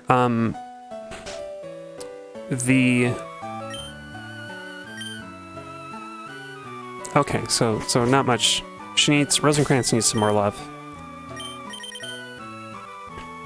It really stood out to me because, like, you know, Garrus and Tali can be in your crew in Mass Effect 3, but if you got them killed in Mass Effect 2, then they just aren't in the game anymore. You don't have those slots are unfilled. And that's like the biggest impact on the whole game, is that, like, that's about it. And the, like, readiness, whatever thing that you have. Combat readiness for the war, whatever. Typical as well that, like, your whole goal in Mass Effect 3 is to retake Earth. That's, like, your primary thing. Earth is this big linchpin. But yeah, the little Pikachu. I know. I love the little overworld Pikachu sprite. It's really funny. There's something very silly and quirky about it. Ooh, oh, Oddish. Can we do Oddish really quick? Probably not, but I can try. Or Doduo. The longer that I look around in here, the longer that it's gonna, like the less time I'll have to do it. Okay, Doduo needs 3 levels, so I think we can do that. It makes me a little sad that Golbat's wings are gray in this for some reason, but I think it's there's a limited limited number of palettes for party Pokemon. But yeah, I don't know. I think weirdly enough, even though I kind of hate Mass Effect 2 and 3, I think that they would make for good stream games because there's a lot to talk about. Oh, one thing you liked about the plot of Legends of the Galactic Heroes is that Earth is rendered irrelevant. What's that story about? Is that a game or a show? Legends of Galactic Heroes. I don't know what that is. I haven't heard of that before. Oh, you know what? I'll save because we got Golbat.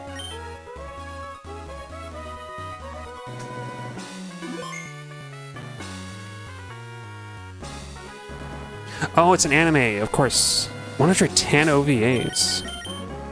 That's a lot. Was it just an anime or it's adapted from manga?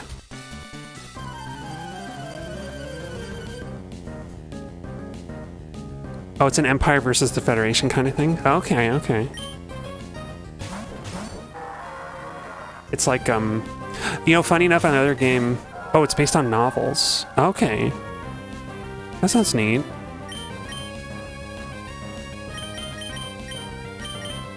The, another thing that reminds me of one of my favorite teenage video games was Descent Free Space, which has... Uh-oh. No, Birdburus! I'll bring her back to life.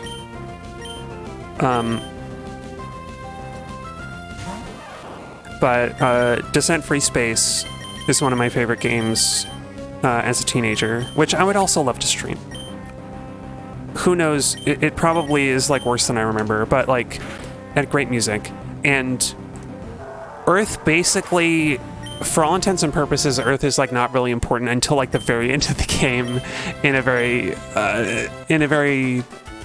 way that makes sense, but it's like, it doesn't come back until the end of the game. And I always thought it like kind of worked. It worked where like people, like humanity is out in outer space, and like outer space is a lot more interesting and important. Oh, it's not a straightforward... Right, Galactic Heroes is not straightforward Federation, good, evil Empire. Because like, heroes that break away from the Federation, thank them. Oh, heroes break away from the Federation thanks to them going evil. Oh, the Federation going evil? Oh, Terraists. I think people should go back to Terra, but the Earth itself isn't. Okay. Yeah, like you never actually go to Earth, really. That's a nice shift. I kind of like that idea. I would hope that there's a balance where like... Because like before with Directive 8020 or whatever it's called, I really don't like all these stories that want to discard Earth for a more habitable planet. So as long as it makes sense that like Earth is just kind of like Star Trek, you know, Earth exists in Star Trek and it's kind of important, but like you never go there because it's like, it's not like there's not interesting conflict there until like, you know, when Star Trek was better. Maybe you didn't go to Earth all the time, but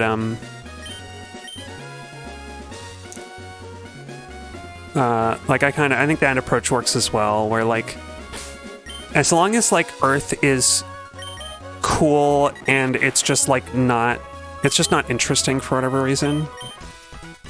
It's not interesting to be there because stuff is happening elsewhere. I think that's cool.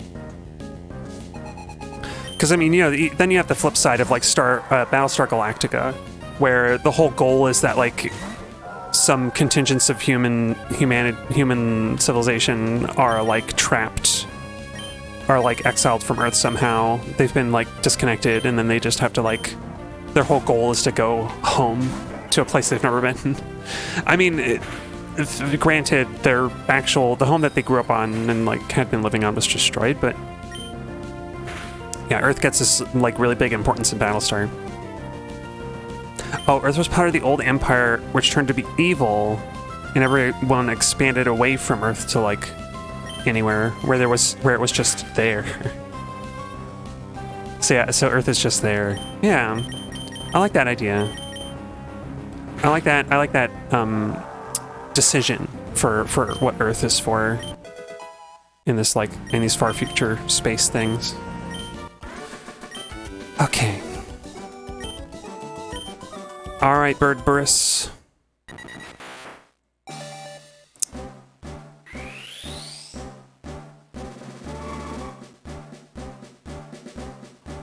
She's finally gonna grow a third head. Oh, there's a lot of relevant quotes from the show for what's going on right now. Oh no. Oh, Bird Burris, she's coming for you. She's coming after you. She wants to see the show. Yeah, oh boy, that sounds very ominous though, Mav. Relevant quotes for what's going on in the world. Interesting. Alright, anyway. I guess I'm gonna go back here to the Fire Gym town. Oh, look at that, 280 Pokédex, and we're coming up on 100 hours. That's just 100 hours in Emerald. It's a lot of time. Well, yeah, I guess to cap things off, I will say, funny enough, in Free Space 2, everybody's cut off from Earth, and so there's like talk of it, but it doesn't end up being all that relevant. Oh, no, wait, yes it does. They do a project to try and reconnect to it at some point. But I think it doesn't work. Or does it? No, maybe they reestablish contact. I don't remember. It's been too long, and Free Space 2 is another sequel that I didn't hate it, but I didn't like it as much as the first one. Because if Free Space has something going for it, it is a, like, intergalactic war 6 Degrees of Freedom shooter in space that also has this strong horror overtone. You know, they have the third, like, Zerg faction or whatever. They have their own, like, you know, Tyranids, but they're, like, mysterious and creepy, in a way that I always appreciated.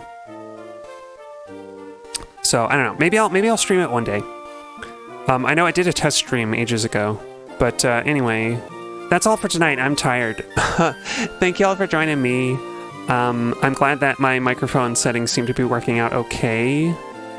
And yeah, we got a bunch more Pokemon. Rhyhorn is going to be a long, difficult road, but I think I can make it happen. And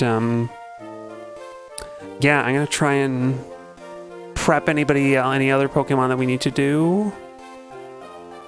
And hopefully we'll get to move along to, I mean, it's going to be many streams more of leveling Pokemon to evolve. And I think I'm going to have to have a big stream of, like, trade item evolutions at some point, too. But yeah, and thanks for stopping by, Mav, and chatting. And so, thank you all again for watching, and until next time, I'll be seeing ya.